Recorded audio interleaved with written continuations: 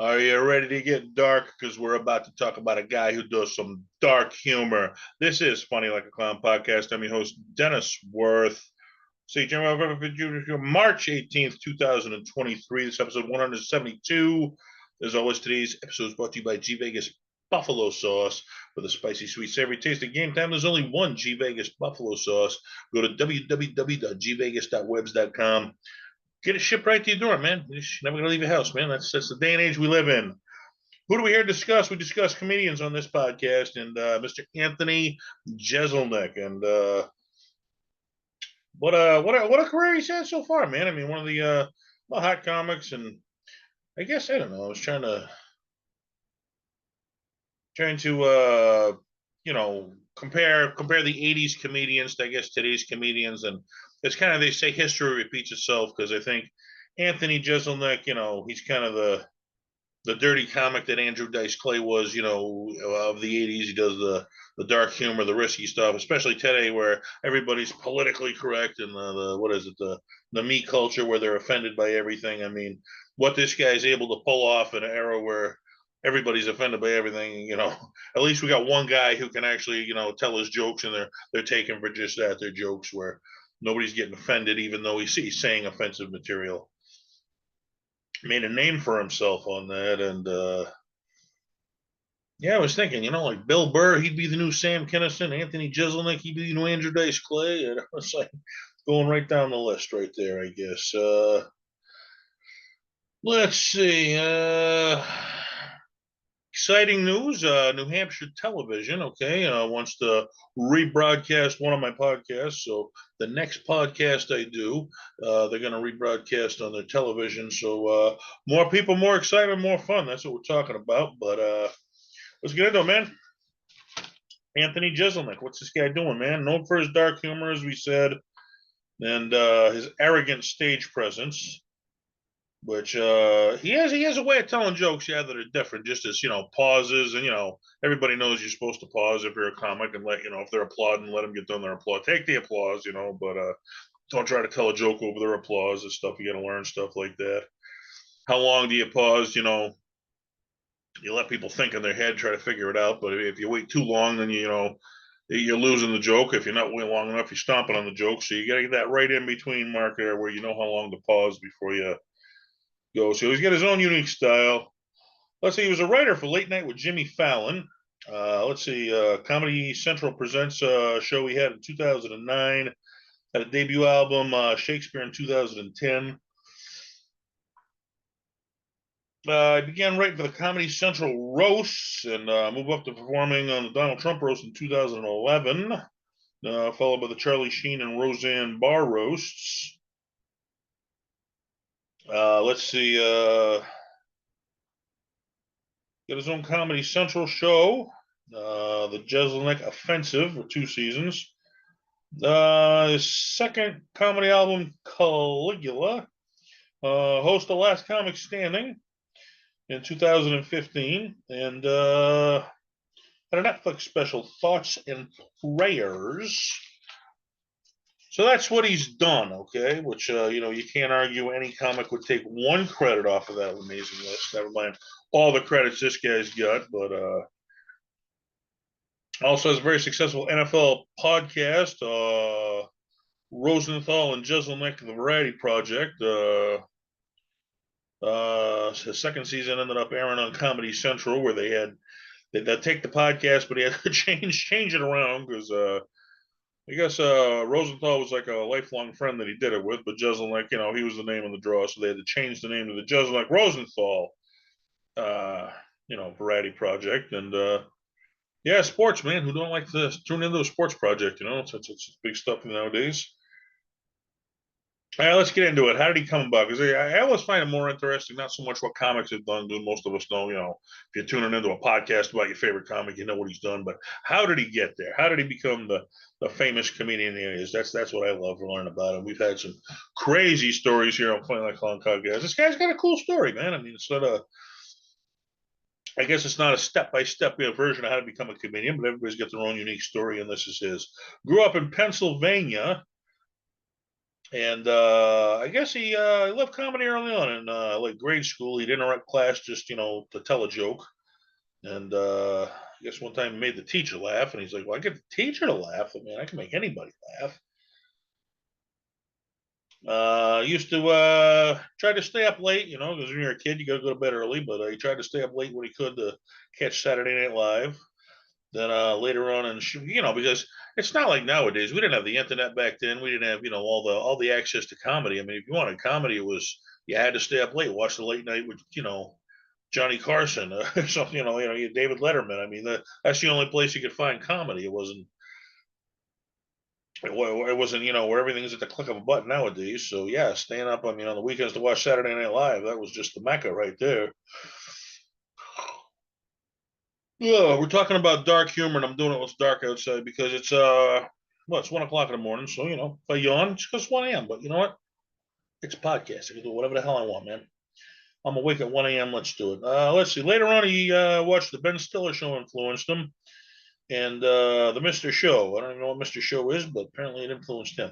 I know Ben Stiller. We talked about that a couple episodes ago, man. It was just how much talent came off of that tiny show right there. But let's see.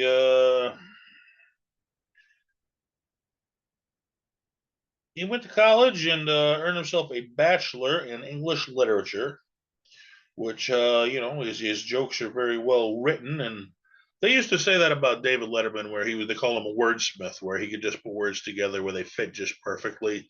And Anthony's kind of a comic like that, where he can put words together or really just mess with your head. Where Jay Leno, he's more of a stage presence more than he was a wordsmith. He'd come in and take control of a crowd, and everybody want to be like him. Like so. It's a different style of comedy. I'm sure you get a bachelor and I remember when we were young, me and my friend, we used to try to write songs, and my songs would come out better than his. And he said, because I had more of an education than him, he said, I think you have a better vocabulary because your schooling was better. So, which was a very good point. So, if you're going to write good jokes, being getting a bachelor in English literature, that's not a bad way to do it. I guess his original dream was to write a great novel. He wanted to be a writer. Uh, but once he did an internship in LA, it showed him that there were other venues for writers, to do. If you want to be a writer, there's other ways that writing can get you famous other than writing a book. So if you want to be a writer, all I can do is write a book. Well, there's other ways you can write jokes, okay, which is another, it's writing just in a different form, different category. You can write for TV, you can write for movies. Okay, LA, that's the mecca, where all the movies are getting made out there. So it's a business like any other. That's what they do out there is make movies. So let's see. Ended up after college, he moved to LA, working for a book company. He tried stand-up comedy. I guess he did a joke about his dad being stung by wasps, and he was kind of acting it out. And he said he only did like a minute of comedy, but it felt like 9 minutes because he didn't get a single laugh. And when you're not getting laughs up there, that can turn in that 5 minute second turn into like it feels like an hour, man, because you can get. And which I tell a lot of comics, it's you very rarely you're going to go out there and just crush your first time out. You got to get over you got to work on your stage presence. You got to work on your fear of talking in front of people. There's so much fear to get over. And I've seen a lot of comics where I saw it in their eyes. They wanted to do comedy so bad, and they bombed so bad first going out, and they ended up quitting. And it's like you got to get over that before you get good. I try to explain that to them, but nobody wants to listen because it's just such a bad feeling being up there and nobody else is laughing. Then other comics are going up and getting laughs, and I don't belong here. It's like, well, they've been at it a while, and you're just starting out. But yeah, all of us. I mean, and a couple of friends I started out with, they said they had the same thing. They almost quit too, and we're all so glad now we stuck with it because now we're all getting laughs on a regular basis and having the time of our lives. But you got to go over that initial hump, though, and that's not just comedy. That's anything you do in life. So made the decision there. He wasn't going to do physical humor after that because he couldn't get any laughs with it. He continued doing the open mics, and after 2 years, he had a light bulb moment. He was doing his regular jokes, and then he decided to try one really bizarre with a really dark twist joke, and it got the best response to anything he had done. So all of a sudden, hey, if this is what's getting me laugh, he decided, I'm going to start to explore that part of my sense of humor because that's what's getting me laughs. And um, let's see, he found a home at the Comedy Cellar, which I did not even know. The Comedy Cellar is like the most popular club in New York City, which I would have thought Caroline's, which usually do close, which it was in the top three, Caroline's, but I would have thought Caroline's, Dangerfields, the Gotham. I would have never thought that the Comedy Cellar would be in the number one spot in New York, but I guess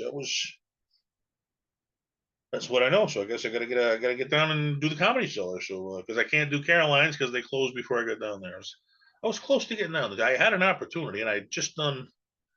Geez, I think it was the Gotham, and they wanted me to go back 2 nights later, and it was just like turn around, and go. That's a trip for me, man. So I should have took it though, because you never know when those opportunities are going to come around, and it didn't come around again. All right, let's see. Well,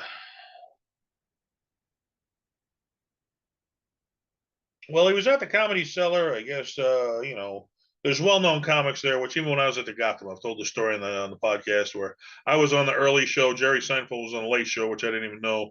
I get in the green room, I'm looking at my phone. I look up, I'm standing in the green room with Jerry Seinfeld. I was like, ooh. So the big time comics in New York, they stop in to do guest sets at these places, and a lot of big time comics stop in the Comedy Cellar to do guest sets. That's well known, and I guess comics we bust each other's chops a lot, and he became well known for having his chops busted by the upper comics, which is a compliment, okay? Because that means they're noticing if all these big time comics are busting your chops, that means they've accepted you into the club. So he was named the Comedy Cellar's Breakout Comic of the Year. I guess in 2009, Comedy Central Presents took notice, get his own I don't know, they do like the half hour or hour, I don't know what he got, but or maybe a few minutes on open mic type of show they do too. I'm not sure what he got there, but let's see. Finally, his big break. He was hired as writer for Late Night with Jimmy Fallon. Okay, that was the big break that came out of all the success he's had at the Comedy Cellar. But I guess after being hired, his jokes were just continually shot down. They're saying they're too dark, they're too dark, they're too dark.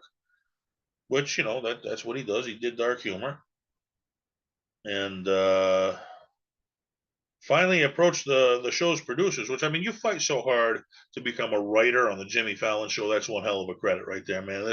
This took guts to do. He approached the producers and said, "Hey, I want to leave," and they said they understood. His humor was too dark for there, and he wanted to be Anthony Jeselnik. He didn't want to be, didn't want to be just a writer for Jimmy Fallon. He wanted to do his own thing, and that was to explore his dark humor, which he couldn't do there. Let's see. 2010, he recorded his debut album called Shakespeare. Then went on to become a writer for the Comedy Central roasts. While writing jokes for the roast of David Hasselhoff, the producers really took notice how good his jokes were, and he was invited to perform. Which he said, I'm a Sam Kinison fan, and everybody knows the story of Sam from my day, where he was like a little to nothing comic. And Dangerfield said, Sam was really raw when he was young, but he said I really dug him, and he gave him a shot on one of his young comedian specials. And he walked into Dangerfield's a nobody. A 6 minute set, he was the hottest comic in the world. The next day. So I mean, once you get on Comedy Central, you get a call. You're going to be appearing. I mean, this is his big break. This is where either the next day I'm going to be a big star, I'm going to be a nobody because I'm either going to make it or I'm going to bomb one of the two. But this is my chance right here. He got his chance. So they offered to perform on the Donald Trump roast. Went on there and absolutely just crushed it with his jokes. They loved him. After that, they offered him what is it, a up and coming 3-thing deal where he'd be on the next 2 roasts: the 2011 Charlie Sheen roast, 2012 Roseanne Barr roast, and they give him his own special. So that shows you what hard work can do for you right there. This guy's off to the races by one step at a time, and hopefully you get noticed. And he got noticed. And when you do get noticed, you got to make the most of your chances. Which we've talked about the roast before, because they tell you like on there, some jokes you can't do. Which I remember Bob Saget, the Bob Saget roast. He said he didn't want any jokes about the Olsen twins. That was one of the rules he had. You can make fun of anything you want. Hey, Charlie Sheen, don't make fun of my mother. Hey, that's my mom. And I remember, the Charlie Sheen roast. It was great, but Gilbert, he ended up breaking the rules and he did a joke about the Olsen twins, which went on to be by far everybody was talking about the joke the next day, the best joke of, so, sometimes you break the rules, you get noticed and you become twice as popular. Andrew Dice Clay was on MTV, wasn't having a great set. He started to going into actually his dirty stuff, which what he couldn't do on TV, but next day he got banned from MTV, but he was the most hot comic on the planet because he was known for being banned from MTV for the set that he did that what he wasn't supposed to do. So sometimes it works, other times, hey, you don't play by the rules, you'll never work again. So it's a chance you take, and you hope that chance pays off. Let's see, 2013 hosted his own Comedy Central series, the Jeselnik Offensive. He wanted to start off the show with the monologues with the jokes that he couldn't do that were turned down on the Jimmy Fallon show that it was too dark for late night TV. Well, he wanted to come out, he's on cable TV. I want to do these jokes. He did a test run as an interviewer with a celebrity, and he said it didn't feel right. It felt wrong. He said it felt like him in a bad suit. That's all it was. Like some people are made out to interview people, some people ain't. Which I can get it because man, when I first started this podcast, I had a guy offer me some big time guests, and it was like I knew I wasn't ready to interview him yet because I hadn't done any lesser interviews yet. You don't start out interviewing the big. You work your way up. And I knew I wasn't, but I couldn't turn them down. They were too big a guest to turn down. So I was like, yeah, I'll put them on. And looking back, they weren't great interviews, but I could, it's like now that I've done, what 100 and something episode here. I'm doing some great interviews because I've gotten good at it because I've had on some local comics and really figured out, how to be a good interviewer, which I'd love to have them back on now, but it's too late. But I have on some big guests. Soon we're going to be having some more guests on, and got some big guests coming up because I've done already more with the podcast than I ever dreamed I'd do when I started. So I guess I might as well go out with a bang. That's what they're going to say, right? So, uh, I guess one of the jokes he wanted to do was, now this is risky, was he wanted to tell jokes about cancer to cancer patients, which the network really balked over that. It's like, because they say the big three rules in comedy, you can't make fun of race, religion, or disease. Okay, those are the ones you don't want to touch. I mean, like if you have cancer, you can make fun of it because you got it, but you can't make fun of somebody else whether you get booed off stage. So to do this was risky, and finally, he pointed to when Dave Chappelle, started his show. He did a thing about how he was a blind KKK member, which went over huge and went over great. So finally, you got to be risky if you want to, take a chance if you want to get noticed. Finally, he talked him into it. He ended up doing it. I guess it went over great. Jay Leno actually called him after the first episode and told him how much he loved that segment. So, I mean, here's one of the greatest late night hosts of all time giving you a call and giving you, hey, you got the green light there, man. You did a good job, kid. So that's what else can you ask for? Let's see. Did his first stand-up special Caligula in 2013, followed by 2015 Netflix special Thoughts and Prayers, where he talks about the death threats he get, I guess, because he does the dark humor. He gets a lot of death threats, and I